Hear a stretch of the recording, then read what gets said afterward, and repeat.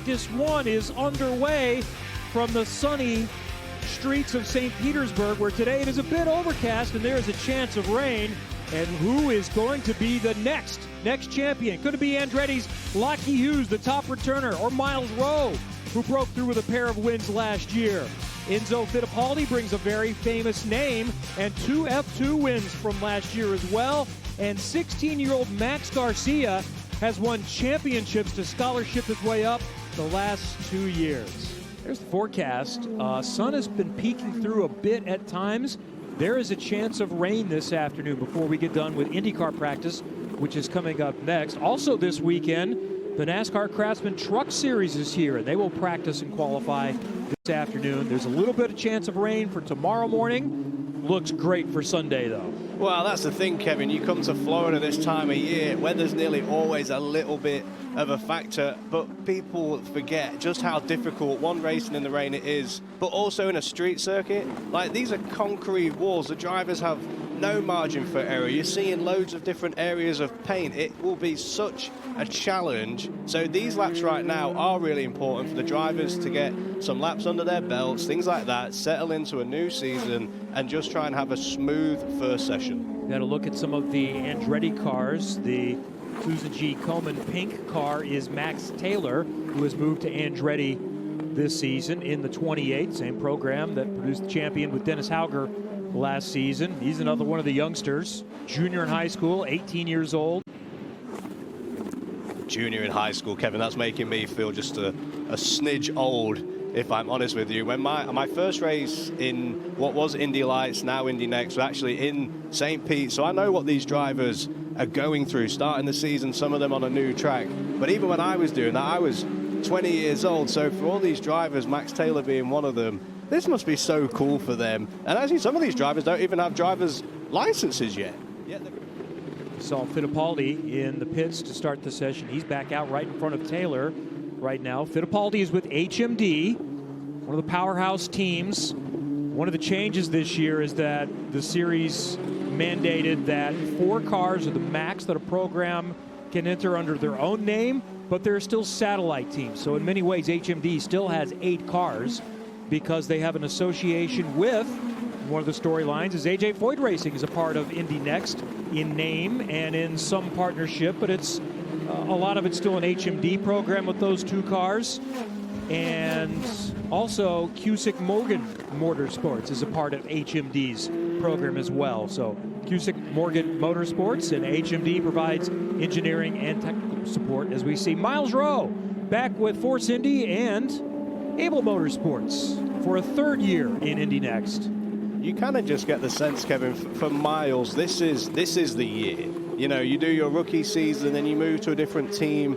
He won races last year, but I think that's what IndyCar teams are looking for. Is that consistency across all the 3 different types of circuits that are on offer this season, obviously being street circuits, road courses, ovals. We know how good Miles is on the ovals. I think that street circuit, the road courses, he maybe just needs to find a step, and I'm super confident that he has the talent to do it. So big year ahead for Miles Rowe. We have a red flag, so what is the issue? We'll see if anyone has made any contact with a barrier. And unfortunately, it is Australia's Jack Beaton with HMD who has some damage. He's able to actually drive it back. I mean, a decent wallop on the wall, you would have to say. Definitely damaged the right rear there, and obviously the wing, as everybody could see. But I would just love to get a replay of exactly what happened. And this is the opposite of what you want to happen. What you were mentioning before the break is all these laps, they're so valuable. It does put you on the back foot. And I mean, as you can see, he's already kind of, pretty sideways, and then just end up tagging the wall there. And is that turn 10? It looked like turn 10. And here, Jack, is what happened to Jack Beaton. Yeah, you can see it, Kevin. Ends up just locking up a wheel. You then probably, it's difficult to know how much you're meant to steer into that, and then maybe on a downshift or something, the rear then came round, and just the way that the car was moving, there's no way to avoid the wall. And then obviously now debriefing with the team, the classic driver sign language. And what I'm picking up here is you see me pointing at the rear. Anytime you see a driver quickly snap their hand. They're talking about the rear of the cars just moving all the time. So it'd just be interesting to see if the lockup led to the rear really coming around like that, or if it was something he'd been struggling with prior to the incident. There's another familiar face in a new place. Josh Pearson has moved from HMD, where he spent the better part of 3 seasons, to Andretti in the number 29, that green and black car with Andretti. Josh entering his 4th season, 3rd full-time season, but he still just recently turned 20 years old. So there is a lot of runway in front of Josh Pearson, not just the runway here at the Albert Whitted Airport. Finished 6th in the championship last year, looking to break through with that first win, part of the 4-car lineup with Andretti Global.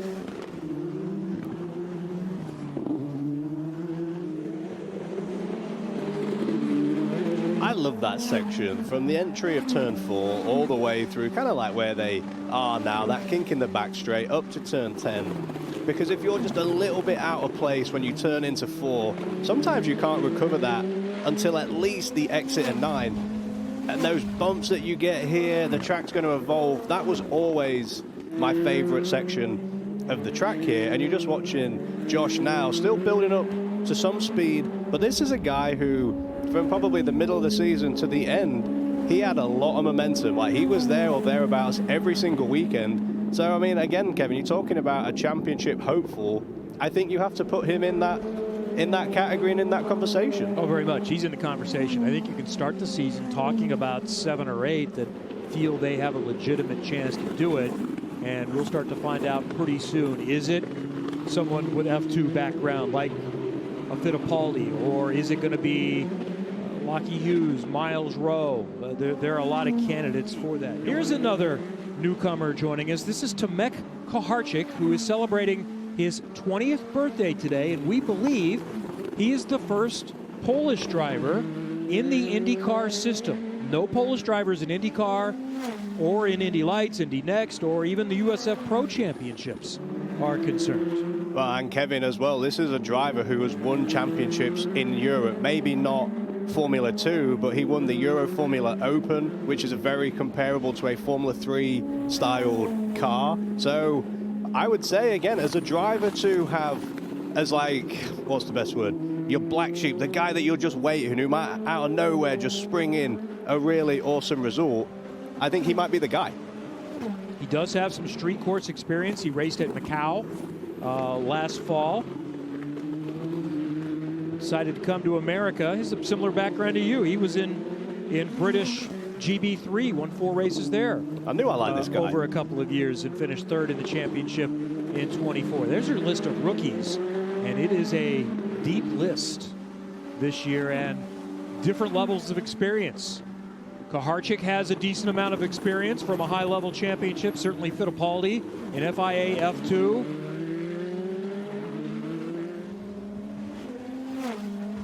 They're probably the ones that stand out that are most likely going to have an opportunity to compete at the front from the get-go. Means, oh, and they've got a car in the runoff there. So that is Nicholas Staddy, 17-year-old from Perth, Australia, with Cusick Morgan Motorsports, trying to find a turnaround opportunity. So I don't think he has any damage, just simply missed the corner. It happens. You got to explore the limits of it, especially if there is an escape path. Oh, you totally do, Kevin. That's what practice is about. Better off going down the escape road, trying to do the 3-point turn, get back out, than, you know, tagging a wall or something like that. But that is exactly what practice is about, is exploration. It's the ability to keep pushing, keep learning. Let's see exactly what happens here. Yeah, you can just see it, man. Just on the way he goes to turn in to turn 8 there, the rear just gets light, it comes around, and he did a really smart thing and just bailed. If you kept committing to that, you probably see what we saw earlier, and that's the rear just keeps coming, and before you know it, you tag it on the wall. Here's a look at J.M. Correa, back for year 2, but really his first full season. He was kind of thrown in the deep end last year when he joined with no testing, did about half the season, and did have some results and now really has an opportunity with a proper off-season test program. We know there's a lot of talent there from what he's done in F3 and F2, and just a really nice young man, somebody that's pretty easy to root for. Oh, super nice guy. When he made the switch last year, one of the hardest things for him, I remember him saying, was going from carbon brakes back to steel brakes, and just how they bite, how they grip, that kind of sensation it gives you through the pedal. It was taking him a little bit of adjustment, and it is a huge change. It might not sound like it, but it really is. When you're trying to push the limit and maybe you miss pole by 400ths of a second, it could be in 2 braking zones, just a tiny bit. So I would say for JM right now, having that off-season, not driving a crazy amount of different cars, really locking in and dialing in, really could bear some pretty good fruit as he heads into this new season. He's affiliated with HMD. He's running for the new Cusick Morgan Motorsports team. Great livery on that car, too. Looks cool. Ah, yeah, looks really cool. Yeah, big fan. His helmet looks nice, too. See, Kevin, I'll spot the helmet, whether it's hair, helmet. Awesome. I'm in. I'm locked. Awesome. That's one of the Juncos Hollinger cars right behind him. Ricardo Escoto is back with the team. And Alexander Carreba, also 28-year-old from Branson, Missouri, making his Indy NXT debut. As we see the 26 of Lockie Hughes into the barriers. That looks like the exit of turn 8, I think. Definitely going to need a new front wing there. Hopefully that is it. How much time left in the session? We're down to 7:45. So there should still be some time to get some more meaningful work done in this session. Lockie may just have to wait for the field to pass before he can back up. Kevin, that's a really difficult corner. The car's always kind of moving, weight's always transferring. You come kind of left, try and get straight, and then really just dive in to turn 8, that pretty sharp 90-degree right-hander. So there's a lot of different things that might have happened here. He might have lost the rear on entry, corrected it, and then understeered, maybe had a soft lockup and it took him there. So hopefully we get a replay to see exactly what happened. I'm going to say at this point, just based off of the damage, it looks like it's only front wing. And if you're going to have an incident, at least for Lockie, who he's got so much experience. He raced here last year. This is kind of more of a blip on the radar kind of deal for him. But yeah, hopefully it's only that front wing. It's Max Taylor. Seb Murray put a lap in at the very end. And I've got conflicting numbers. I've got one monitor that says Seb Murray was 3rd quick. This says Miles Rowe. So I would say that is TBD and subject to change. I'm not sure which one is correct. So we'll go with what we have on the screen then. Kevin, what was really interesting, we called the checkered. I said everyone was going to keep pushing. I'm pretty sure at least 3 of the drivers in the top, I think Max Taylor went quicker. And then at least from what we saw at the time, it looked like Seb Murray put in a pretty decent lap there as well. And the other thing, just wanted to kind of mention, look at how close, like, let's say, the top 13 are. They're all within a second. And I think as the drivers get that session on their belt, they go back to their hotel tonight, sleep on it, come back for day 2, you're going to expect all those gaps to be closer. However, for Max Taylor, it's a dream start.